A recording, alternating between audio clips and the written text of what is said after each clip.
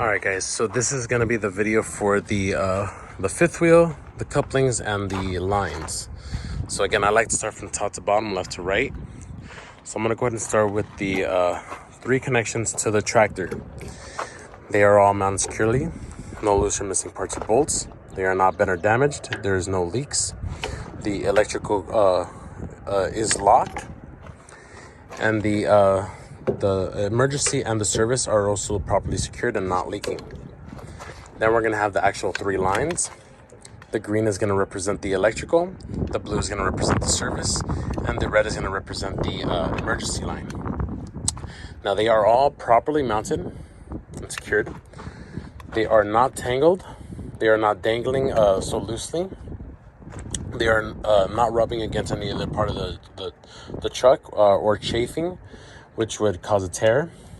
And speaking of which, there is also no tears, no rips, no cuts, no frays or damage or any kind of leak on any of the lines. There's also enough slack for full-on turns. Right over here, we're going to have our glad hands. Glad hands are mounted securely, no loose or missing parts. They are not damaged or leaking. The gaskets inside are also in good condition. They are not damaged as well. As mentioned earlier, the trailer to tractor clearance is enough for all components when they make turns to not get damaged in any way. Then we are going to come right over here, and we are going to have our fifth wheel platform. Fifth wheel platform is mounted securely, no loose or missing parts or bolts. It is not bent or damaged, no cracks or illegal welds. Right above it, we're going to have our fifth wheel skid plate. Fifth wheel skid plate is mounted securely, no loose or missing parts. It is properly greased. It is not bent or damaged, no cracks or illegal welds on it. Right over here, we're going to have our fifth wheel release arm.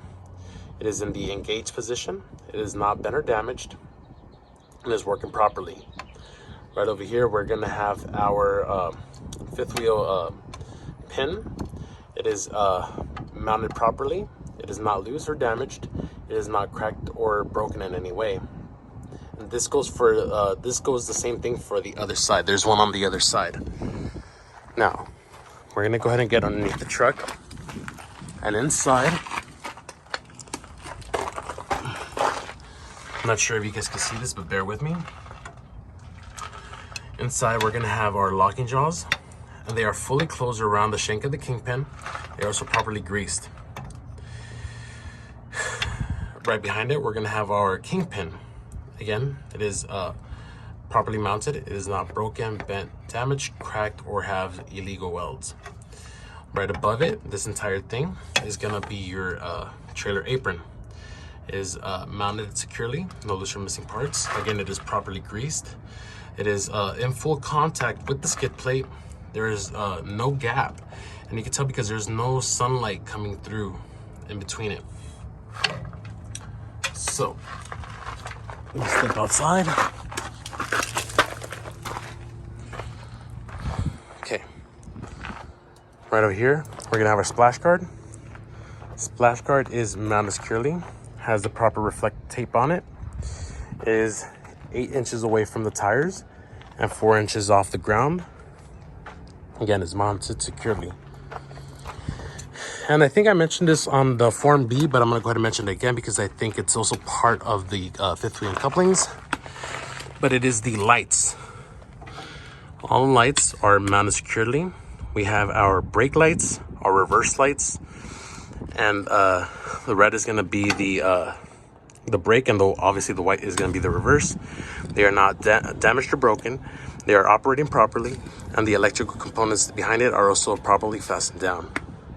And that's actually it for the fifth wheel and couplings.